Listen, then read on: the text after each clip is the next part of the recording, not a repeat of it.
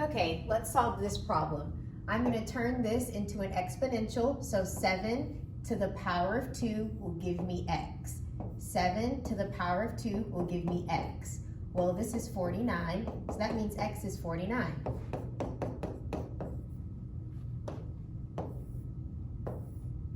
Okay, I'm going to get the log by itself, so I'm going to subtract 9 first from both sides.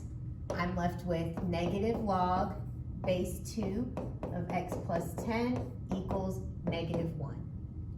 Now I'm going to get rid of this negative, divide by a negative 1 on both sides.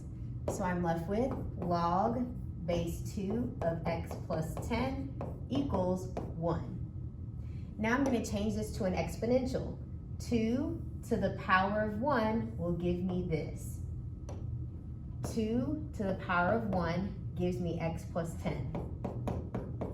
2 to the power of 1 is just 2. And solve for x by subtracting by 10. So x is equal to negative 8.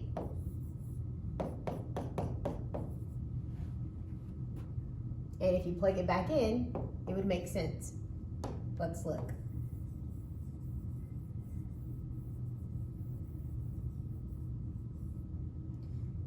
So 9 minus log base 2 of negative 8 plus 10 is 2.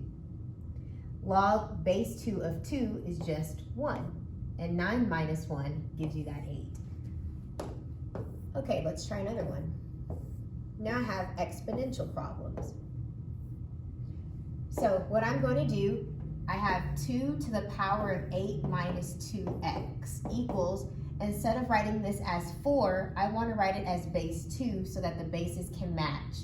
Well, I know 2 squared is 4. So I'm rewriting 4 as 2 squared. Since my bases match, we can cancel them out and just set the exponents equal to each other. So 8 minus 2x equals 2. This is called the 1-to-1 property. So these match, just set what's left over equal to each other. So I'm going to subtract 8. I get negative 2x is equal to negative 6. Then divide both sides by negative 2. So x is equal to 3.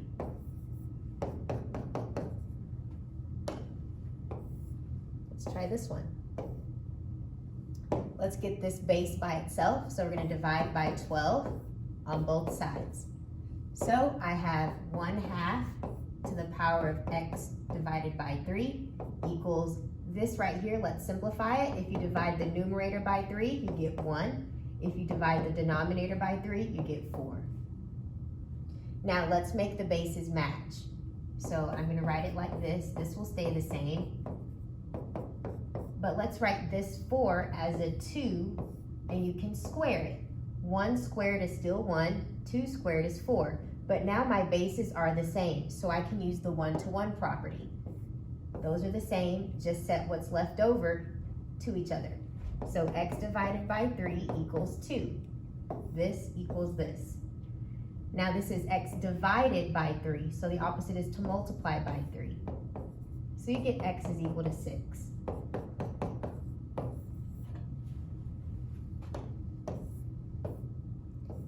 Okay, on these exponential problems, I can't make these bases the same. So I'm just going to take the natural log of both sides. Whenever you take the natural log of both sides, oh, this exponent is there, I can move the exponent to the front. That's called the power property. So that exponent can come to the front. Okay? Now you just divide both sides by natural log of 3.7. Natural log of 3.7. So type this into your calculator, and that's what x is equal to.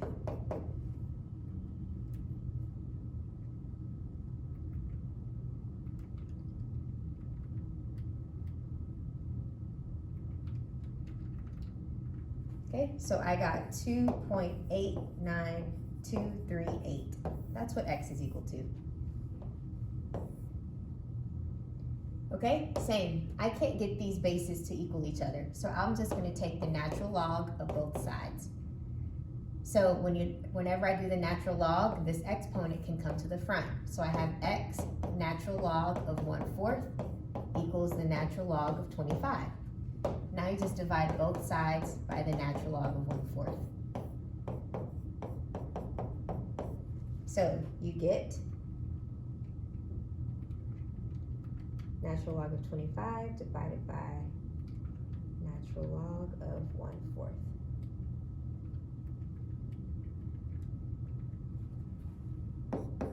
I got negative 2.32193. Okay, next problem. Now it looks like we're doing some investing problems. So when it says compounded annually, this is the formula.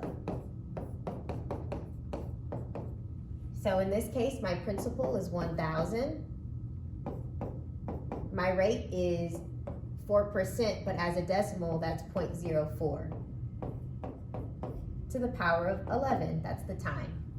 So if you type that into the calculator, okay, so type this into the calculator and you get $1,539.45. Okay, next problem. Now we're doing compounded continuously. So that formula is P e to the RT. Okay, so my principal, I'm starting out with 2,370. My rate, change this to a decimal, so 0.07, and the time is 3. So if you type that into the calculator,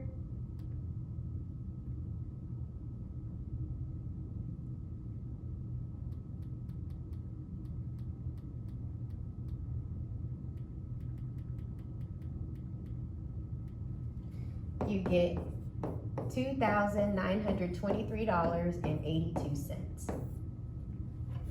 All right, next one. This is compounded semi-annually. This is twice a year, 2 times a year. So you're going to use this formula. P 1 plus R over 2, because it's happening 2 times a year, 2 to the T. 2 because it's happening 2 times a year. Okay, so my principal is 1,000. My rate as a decimal is 0.05. 2 because it's happening semi-annually, and 11 for years. And if you type that into the calculator, it will look like this. Hit enter, and you get $1,721.57. Next, compounded quarterly. It's happening 4 times a year. Okay, so I'm going to use A equals P 1 plus R over 4 because it's happening 4 times a year. So your principal is $480. 1 plus, change this to a percent, so 0.09 over 4 times 9 for 9 years. So if I type that into the calculator,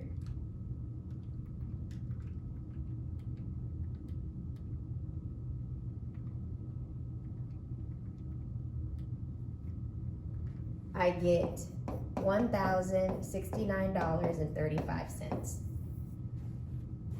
Okay, next is compounding monthly.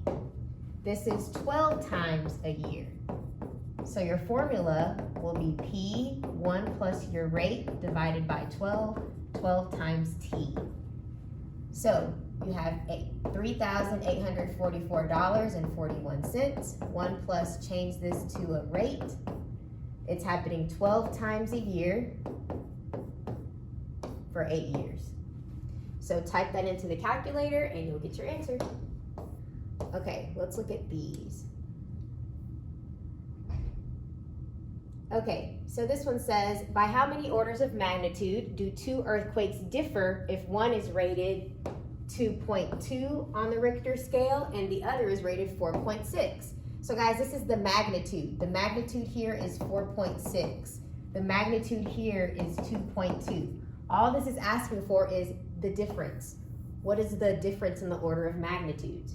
So 4.6 minus 2.2 is 2.4. So 2.4 is the difference of magnitude. Okay, this is a Newton's law of cooling question. It says a cake is removed from an oven at 325 degrees Fahrenheit and cools to 150 degrees Fahrenheit after 25 minutes in a room of 68 degrees Fahrenheit. So guys, the temperature of the room is 68 degrees. The initial temperature of the cake is 325 degrees. But after 25 minutes, the cake is now, the final temperature is now 150, okay? So I plugged all the values I was given into my formula. The only variable I don't know is K, that is the cooling constant. So let's figure out what the cooling constant is. So first of all, 325 minus 68 is 257. And I'll just bring everything else down. Plus 68 equals 150. Okay, and guys, negative K times 25 is just negative 25K. So I'm gonna write it like this. Okay, now we're gonna subtract 68 from both sides. So 150 minus 68, you get 82. Is equal to 257 e to the negative 25k. From here, you're going to divide both sides by 257. So 82 divided by 257 is 0.319066 equals e to the negative 25k. Now, when I take the natural log of both sides, this exponent can come to the front. So what I have now is natural log of 0.319066 equals negative 25k ln, right? That's there. This came to the front, so it looks like this. Well, natural log and e cancel out, so I'm just going to get rid of that. So now, just divide both sides by negative 25. And you'll get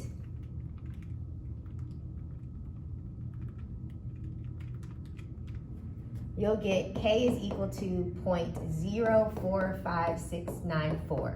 So this is your cooling constant. Now let's go back to the question. It says, how long will it take for the cake to cool to 116? So you want it to equal 116 as your final temperature. Okay, well the room is still 68 degrees. You still started at 325. We now know K. K is 0.045694.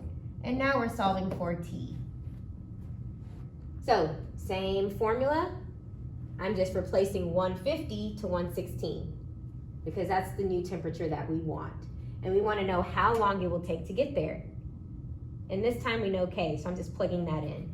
Now we're going to solve for T this time, but it's the same process. So I know that this right here is 257 e to the negative 0.045694 t plus 68 equals 116. Okay, so I'm going to subtract 68 from both sides. 116 minus 68 is 48. And you get 257e, this is still here, negative 0.045694 t. Okay, divide both sides by 257. And 48 divided by 257 is 0.18677 equals e to the negative 0.045694 t. Okay, from here, we're going to take the natural log of both sides. So this exponent can come to the front. So this is natural log of all of this equals negative 0.04 all of this and then this natural log e. Well guys, natural log and e always cancel out, so that's gone. Now just divide both sides by this number. And those cancel. Divide this side. So if I type that into my calculator, I got 36 minutes. 36.7199 minutes. That's how long it will take in order for this cake to cool down to 116, given the room is 68 degrees. If one earthquake has a severity of 3.5 on the Richter scale and a second earthquake has a severity of 7.6 on the Richter scale, how many more times severe is the second earthquake than the first? So first we need to take the difference of the magnitudes, 7.6 and 3.5. So this will be 1 and 4. So 4.1 is the difference of the magnitudes. So we'll do 10 to the power of 4.1, which gives us 12,589.3. It says to the nearest whole number. So it is 12,589 times more powerful or more severe. So the Richter scale, the numbers may jump slowly, but the impact is exponential. Okay, this one. How long will it take 6,800, that's your principal, to grow to 7,600 with an interest rate of 8.4 compounded continuously? So I need E 0.084 is your rate, and we want T. So guys, when it's compounded continuously, this is your formula. So I'm starting out with 6,800. I'm ending at 7,600. My interest rate is 0.084. I changed that to a decimal. And we're trying to find how many years it's gonna take. How long will it take? So we're just gonna divide both sides by 6,800. So 7,600 divided by 6,800 is 1.11765 equals what's left over. Now, take the natural log of both sides. So when you do that, this is what I have. This can now come to the front. Now, of course, natural log and e cancel out. So now all I have to do is just divide both sides by 0.084. 0.084. So I'm going to type this into my calculator. It will take 1.32415 years. So a year and some months. And it says round to the nearest hundredths. That's this value here. So this is my answer.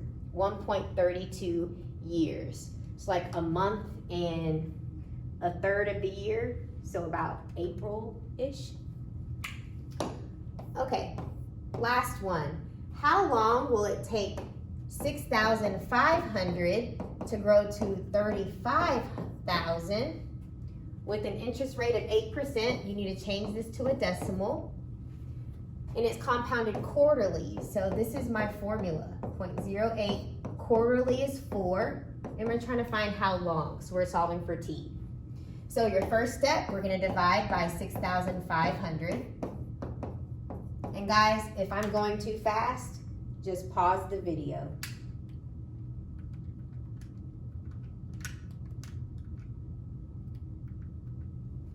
Okay, so I get 5.38462 equals all of this, which I can just put this into the calculator. So 1 plus 0.08 over 4 is 1.02. So this is 1.02 to the power of 4t. Okay, this I typed it in and got 1.02.